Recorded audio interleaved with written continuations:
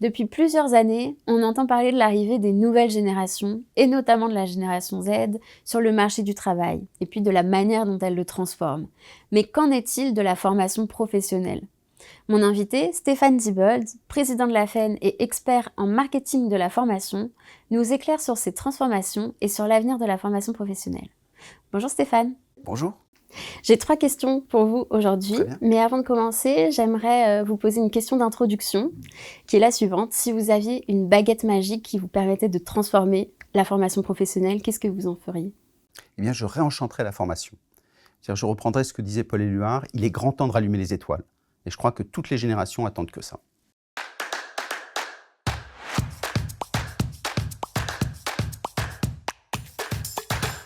Stéphane, quelles sont, selon vous, les attentes des collaborateurs en formation selon les générations?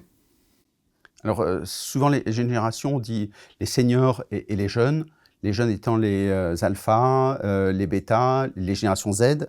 Et donc, les nouvelles générations travaillent différemment. C'est-à-dire, ils sont beaucoup plus interactifs, ceux qui sont nés avec le web. Ils sont beaucoup plus communautaires. Ils n'ont pas toujours les réponses et ils s'en fichent. Ils disent « quelqu'un me l'apportera ». Et aujourd'hui, avec l'IA, ils sont beaucoup plus autonomes. C'est-à-dire que l'IA peut leur donner toutes les informations dont ils ont besoin.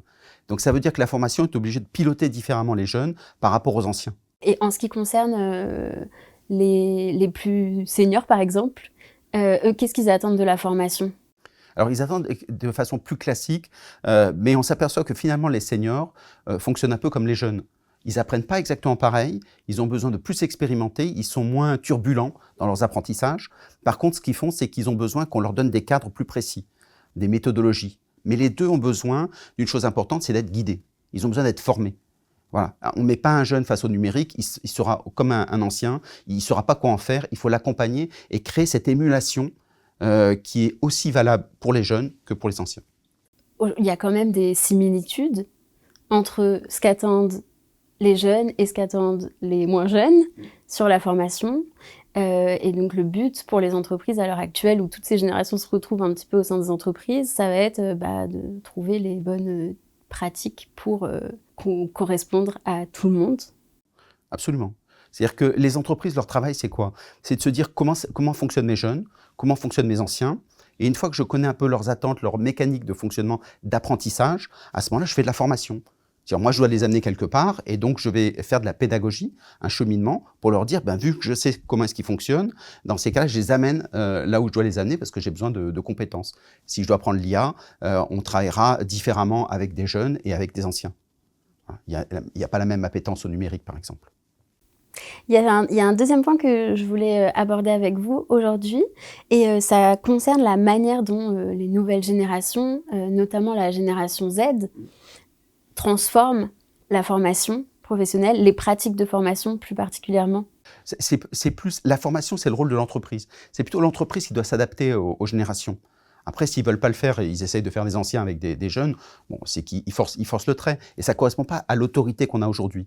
Mais ça veut dire que, par exemple, les jeunes sont des créateurs de contenu. Ils sont learners generated content. C'est-à-dire qu'ils ont besoin de dire, moi, je pose des questions qui sont les miennes, j'amène mon contenu, j'amène mon histoire. L'ancien, ils disent, racontez-moi plutôt votre histoire et je vais m'adapter à ce que vous me proposez. Donc, ça veut dire que l'engagement est plus important chez les jeunes quand on sait faire des formations qui sont engageantes. Et pour aller encore un peu plus loin, dans quelques années, pas tout de suite, mais les générations alpha, bêta vont aussi arriver sur le monde du travail et elles vont encore transformer un peu plus les pratiques. Est-ce que vous savez, vous projetez sur comment elles vont transformer ça? Absolument. C'est-à-dire que chacun sera de plus en plus autonome. Aujourd'hui, l'intelligence générative fait que j'ai un formateur à plein temps avec moi. Donc, je n'ai pas besoin de passer par toutes les formations qui sont compliquées, il faut respecter les horaires. À 2 heures du matin, j'ai envie de faire une formation, je suis capable de le faire. Ça, les jeunes sont à l'aise. Ce qui voudra dire que les pédagogies vont devoir s'adapter pour pouvoir faire en sorte que ça devienne des incubateurs de formation. Et ce seront les apprenants eux-mêmes, ce qu'on appelle la pédagogie, qui prendront la main. Mais ils auront besoin du pilotage des entreprises, toujours.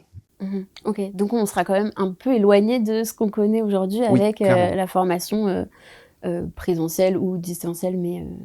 Alors, la formation 20e siècle, celle avec les experts, ceux qui parlent parce qu'ils savent, aujourd'hui, on n'en voudra plus. C'est ceux qui ne savent pas, mais ils se retrouvent ensemble. Et donc, il faut créer des territoires apprenants qui peuvent être en distanciel, mais aussi en présentiel, pour qu'il y ait une communion apprenante.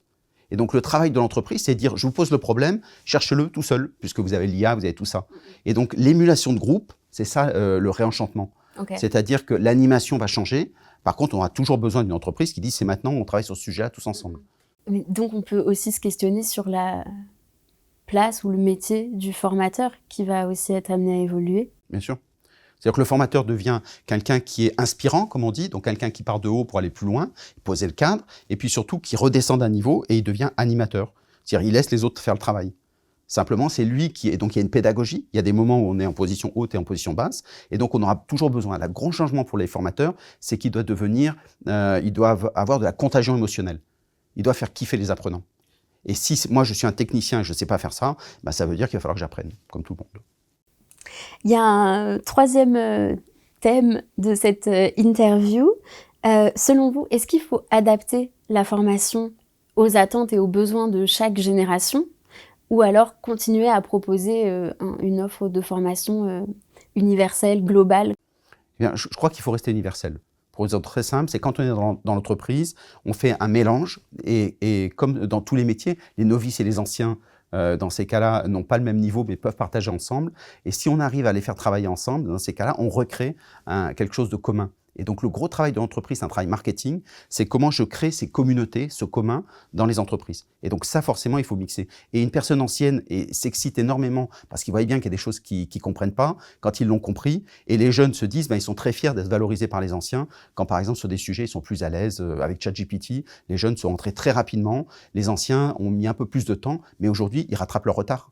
Et donc, tout le travail derrière des compétences, c'est qu'à un moment, il faut que quelqu'un écrive l'histoire. Et la grosse compétence des responsables de formation et des formateurs, ça va être le marketing pour les responsables de formation. Comment j'écris une histoire qui donne envie, rallumer les étoiles. Et pour le formateur, le fait d'écrire une histoire, c'est bien, mais à un moment, il faut l'incarner. Et c'est là la contagion émotionnelle, c'est la montée en puissance des émotions dans les apprentissages. Et ça, c'est le 21e siècle. Pour rebondir sur ce que vous venez de dire, au sujet de l'émotion, est-ce que justement l'émotion, elle ne permettrait pas de garantir, de créer un lien entre toutes les générations en formation? Exactement. Il y a deux choses. C'est à la fois l'émotion dans la pédagogie, qu'on dit souvent affective, ludique, des choses comme ça, mais c'est aussi l'émotion avec la fierté, qui est une émotion. Je suis fier de ce que je fais. Et donc, ensemble, il y a des vrais challenges en formation. C'est pas simplement de l'animation pour on s'occupe des gens, mais simplement, on les amène quelque part. Le principe de la formation, c'est d'amener les gens à un autre endroit. Et donc là, effectivement, il faut avoir une ambition. Si on fait une formation qui sert à rien, on va s'ennuyer. Si on fait une formation où on se dit les gens vont vraiment s'amuser pendant la formation, même si la formation, le contenu est pénible, les gens sont très contents parce que la pédagogie aura fait en sorte que les gens se soient rencontrés. Et quand on analyse toutes les générations, le gros défaut, quelles que soient les générations, c'est qu'ils sont tout seuls, ils sont émiettés comme apprenants et ils veulent être ensemble. Et si vous faites ça, même si c'est un sujet qui ne les intéresse pas, ils se battront pour venir. Et donc vous aurez créé vous-même votre marketing par le produit. Le marketing, ce n'est pas simplement un enrobage des mots qu'on utilise, c'est le produit, l'effet waouh. C'est la pédagogie, c'est eux qui font, ils sont contents. Un hackathon, si c'est bien mené, l'animateur ne fait pas grand-chose, pourtant les gens sont hyper contents à la fin, parce que c'est très utile pour eux. Mais c'est le grand basculement aujourd'hui de l'expert du XXe siècle au monde de l'apprenant, où c'est l'apprenant qui va être celui du XXIe siècle. Et ça, à la fois, les organismes de formation vont s'adapter pour montrer qu'ils savent faire ça, et les entreprises vont l'implémenter chez eux, parce qu'ils ont besoin de ça, et qu'à la fin, les gens sont contents. Donc finalement, la formation, c'est là pour créer du bonheur. Ce qui est plutôt une bonne chose. Merci beaucoup Stéphane.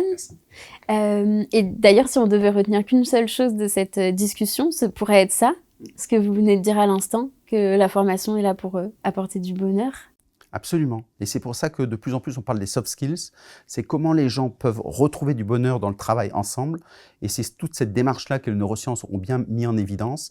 Et c'est ça qui va rentrer dans la formation. Donc finalement, c'est effectivement la formation et le bonheur. C'est pas un oxymore. Absolument.